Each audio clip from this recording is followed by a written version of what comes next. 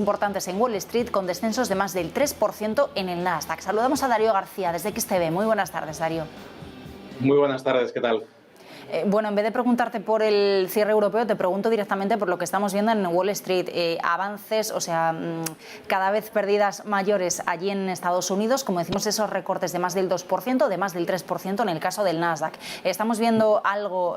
como lo que estábamos viendo en los últimos días, ese miedo a una recesión. Hemos escuchado también ahora mismo alertas de Standard & Poor's y de Wells Fargo rebajando previsiones en Estados Unidos. Incluso Wells Fargo avisa de que ve recesión a finales de año. ¿Seguimos cotizando ese tipo de noticias o las ventas que estamos viendo ahora tienen alguna otra explicación? Pues probablemente lo que estemos viendo en los mercados norteamericanos es la asunción de la realidad de las circunstancias. Es decir, recordemos que la Reserva Federal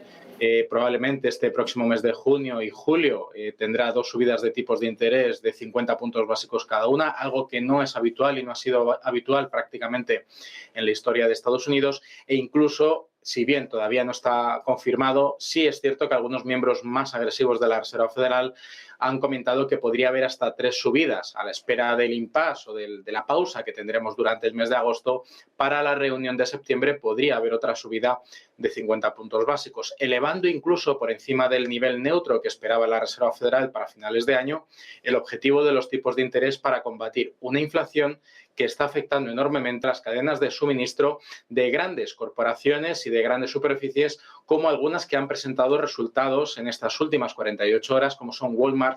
Home Depot y en este caso Target. Solamente Home Depot, a diferencia de las otras dos, ha conseguido mantener el nivel de ingresos y de beneficios incluso por encima de las expectativas que había planteadas en el mercado, pero las otras dos han pinchado enormemente en sus resultados, acusando precisamente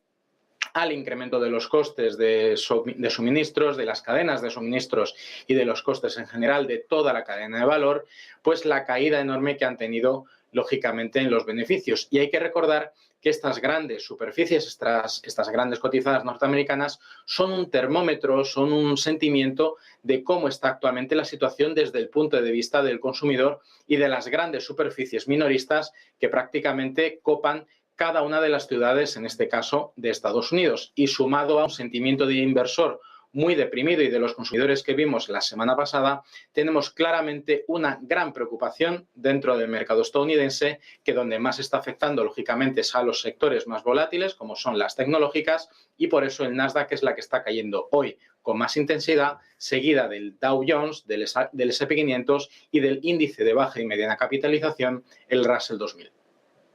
Además, Darío, hoy como referencia macro en Estados Unidos teníamos esos permisos de construcción, que además será una cifra peor de lo esperado por el consenso del mercado y que indica que los constructores ahora mismo se están mostrando cautelosos a la hora de iniciar nuevas viviendas debido a la elevada inflación, la merma de capacidad de gasto también de los ciudadanos es menor y realmente no se pueden poner a la venta o no se consiguen vender tantas casas como hubiera sido esperado. Mientras tanto, a ese tono negativo que estamos viendo en Wall Street se ha unido, por supuesto, el viejo continente. Hemos visto un cierre a la baja con un Eurostoxx que se ha dejado más de un punto porcentual de pérdida en un día en el que mirábamos al dato de IPC tanto de la eurozona que se ha mantenido estable, como también el de Reino Unido, en este caso que sorprendía con la peor cifra de los últimos 40 años, a un máximo, ¿no?, de las últimas 4 décadas, en el 9%. ¿Cuál es el peor escenario que ahora mismo podría estar desglosando el mercado teniendo en cuenta estas referencias?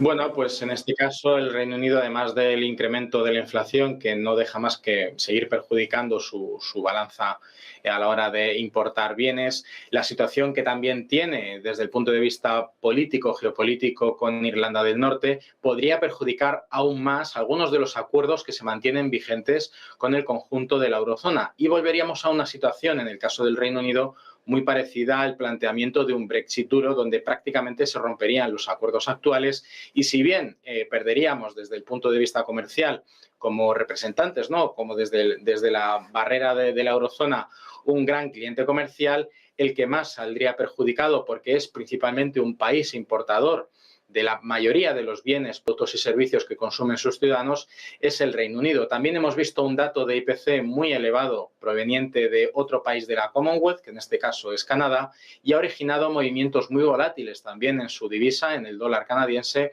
fruto, bueno, pues con la sensibilidad vista también en los mercados del petróleo, recordando que en este caso Canadá es un país importante desde ese punto de vista, pues estamos ante que algunos de los países más importantes en un contexto de comercio internacional pues están viendo muy afectados, y estos datos no son más que el reflejo de una perspectiva mucho peor desde el punto de vista económico para los próximos meses o incluso de cara a los próximos trimestres, que recordemos que en el caso de Estados Unidos este primer trimestre presentó una cifra de crecimiento negativo en su Producto Interior Bruto. Si se diera la circunstancia de nuevo que en este segundo trimestre fuera de nuevo negativo, oficialmente estaríamos ante una recesión técnica, algo que los inversores, principalmente de Wall Street y por supuesto del resto del mundo, no les gustaría ver, porque supondría un colapso general de prácticamente cualquier mercado. Nos quedamos sin tiempo, Darío, como siempre, gracias, un placer. Igualmente, buenas tardes. Gracias, Marta.